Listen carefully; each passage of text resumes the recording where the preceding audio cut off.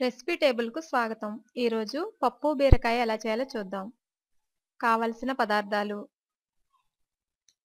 బీరకాయలు 2 ముక్కలుగా కట్ చేసుకోవాలి.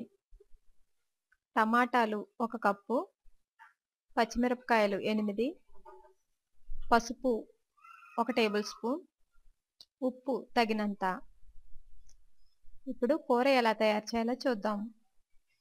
ముందుగా కందిపప్పును వాటర్‌లో వేసి 1 గంట లేదా అరగంట నానబెట్టుకుంటే ఇలా ఉబ్బుతుంది. బాగా శుభ్రంగా కడుక్కుని 2 గ్లాసుల వాటర్ పోసుకుని అందులో ముక్కలుగా కట్ చేసుకున్న బీరకాయలు, టమాటా ముక్కలు, తరిగిన పచ్చిమిర్చి, 1 టేబుల్ స్పూన్ పసుపు వేసుకుని స్టవ్ మీద పెట్టుకుని ఒకసారి బాగా కలిపి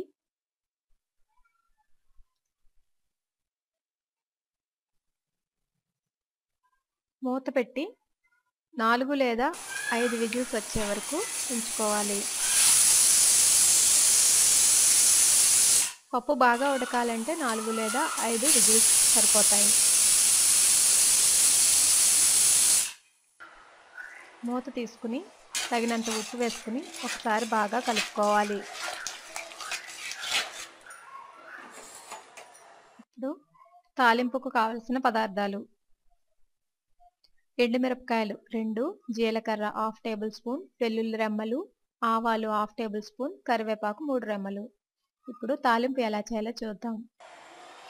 ముందుగా కళాయి పెట్టుకుని 2 టేబుల్ స్పూన్స్ ఆయిల్ వేసుకోవాలి. ఆయిల్ హీట్ అయిన తర్వాత వెల్లుల్లి రెమ్మలు వేసి 2 నిమిషాల తర్వాత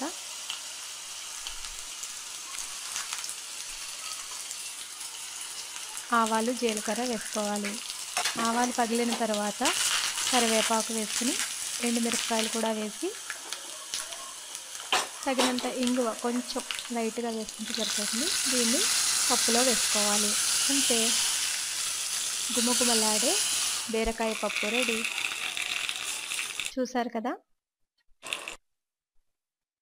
టేస్ట్ కూడా చాలా బాగుంటుంది. ట్రై చేయండి. మరిన్ని రుచుల కోసం చూడండి రెసిపీ టేబుల్. ధన్యవాదములు.